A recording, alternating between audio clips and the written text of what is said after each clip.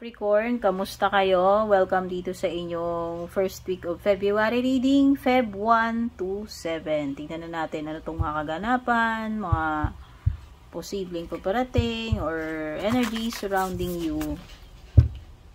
Regarding personal reading guys, or private readings, dumiretso kayo sa aking Purple Team Facebook page. Doon po kayo mag-PM kung mag-inquire kayo or mag-book. Hermit card, pwedeng may Virgo, Hierophant. Uy. So, malalim itong card mo ha. Meron siyang something about faith. Something about spiritual journey or transformation. Something also na may kinalaman sa parang ma-enlighten ka, mahahanap mo yung kasagutan sa tanong mo. Basta meron ditong, ayan may mabibigyan ng kaliwanagan. May mga discoveries, may matututunan. Mas lalalim yung pag-unawa. No? Parang level up ito, spiritual. Wisdom May magigain ka dito, something na malalim. Okay? Wisdom ang makukuha mo dito. Okay. Possible na lessons learned, the Hierophant.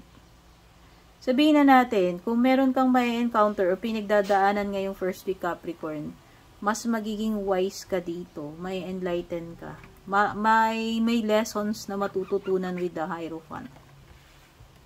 Mukhang matitinding lesson sa buhay itong maano mo dito ha, mapipick up mo kasi meron kang spiritual enlightenment dito.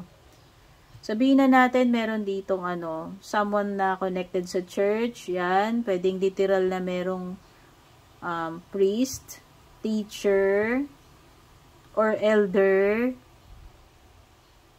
This is also a sign ng marriage. So, kung pwedeng kayo ay, may marriage na mangyayari, whether sa iyo or sa family member. This is also a sign ng paghingi ng blessing or permiso sa family.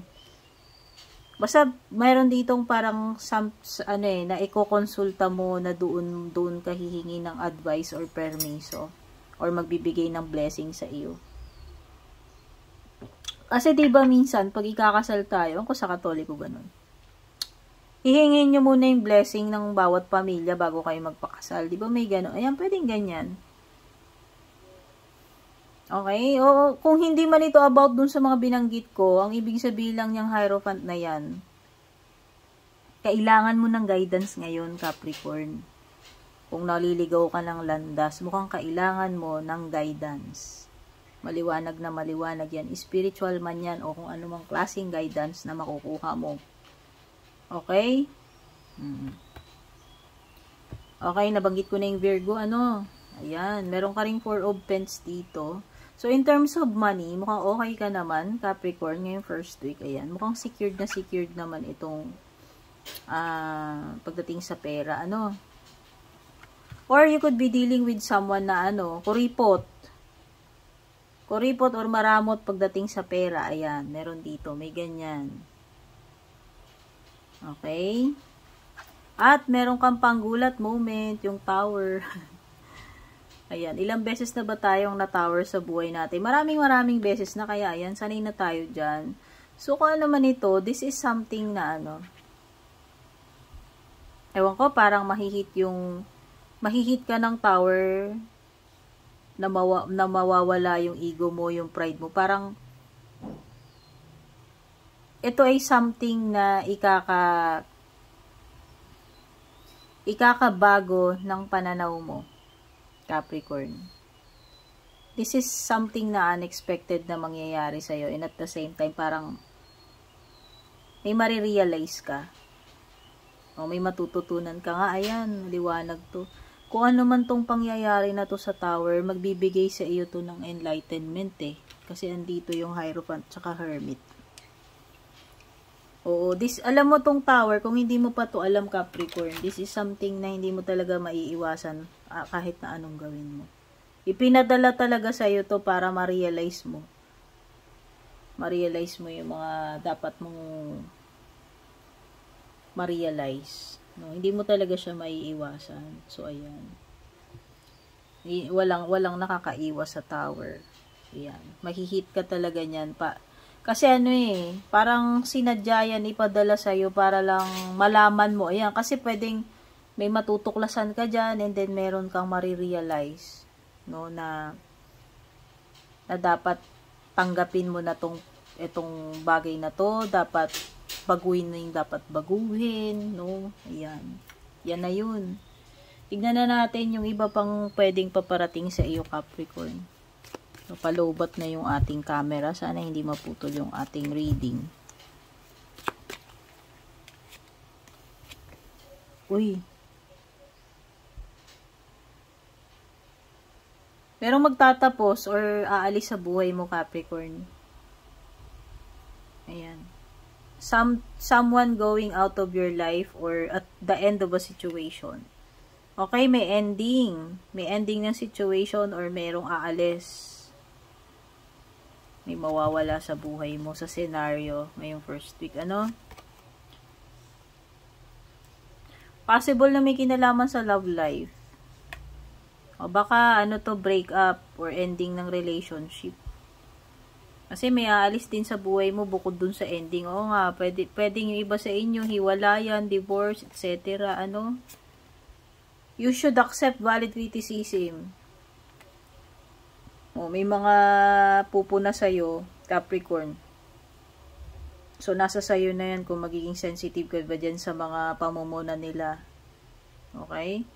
Basta ang ano dito is, sabi dyan, accept valid criticism. Sabi naman is valid naman daw siya. So, siguro ano na lang, advice sa'yo niyan, parang maging ano ka na lang, professional or wag mo na lang dibdibin. Ayan, kung ano man yung pamumunan na yan sa iyo. Kasi maaaring para sa kabutihan mo rin yan kung hindi mo din namamalayan yung mga yung mga diferensya sa iyo. Ano? Position of authority. Wow. Okay. So, trono, position, hindi ko alam. Someone na nasa position talaga kasi ito si Hierophant. Someone na na parang nirerespeto dahil sa kanyang position. Pwedeng position sa sa trabaho or position in the family. An elder, sabihin na natin, or sa church, di ko alam Basta meron ditong person na siya yung magbibigay ng very wise and parang elder nga, parang head, sabihin na natin. Head man yan ng family, elder. Kumbaga siya yung nasa tamang position para magbigay sa iyo ng guidance or permiso or blessing, approval. Basta parang ganun Kumbaga dadaan sa kanya. Sa kanya kayo magpapaalam, parang ganun. Yung dating. Okay? Yan talaga yung nafe-feel ko dito. Ay, sorry, nagalaw ko yung camera. Punta na tayo sa love life mo, Capricorn. Baka kasi bigla tayong malobat. Pasensya naman at na-pressure. Love life mo, uy, may mga attachments dito. Okay, family. Uy, may third party. Hindi ko alam kung asawa mo na to kasi may family na tinutukoy. Possible na kasal na kayo, may anak na kayo, living together with the child, or pwedeng itong person mo, pwedeng ginawa kanyang third party or na-involve siya pwedeng may third party na gumugulo dito sa marriage niyo or relationship. So, hindi ko alam kasi kung kasal na kayo or may anak. Basta meron ditong may pamilya na. No? At meron din binabanggit about third party. So, ayan. Either merong gumugulo ngayon sa samahan ninyo na third party, bet ka, cavities, or hindi mo alam na itong person mo, ginawa ka niyang third party. No? Ayan. Pwedeng ganyan. Diyos ko, day. So, hindi ko alam. Kunin nyo na lang po kung ano yung nagre-relate sa sitwasyon ninyo. Since collective reading lamang naman ito. Tignan na natin yung closing message or advice para sa inyo. Personal issue reaches resolution. So, kung may mga problems ka man, mukhang masusolve mo, Capricorn. At mukhang may kinalaman to sa sarili mo. Ayan na yung masusolve ng Tower. Okay? Pwede kasing tatamaan yung ego mo dito tatamaan yung pride mo and marirealize mo yung dapat mong ma-realize. Yun yung magbibigay ng lesson dito. So, ibig sabihin magtatanda ka dyan.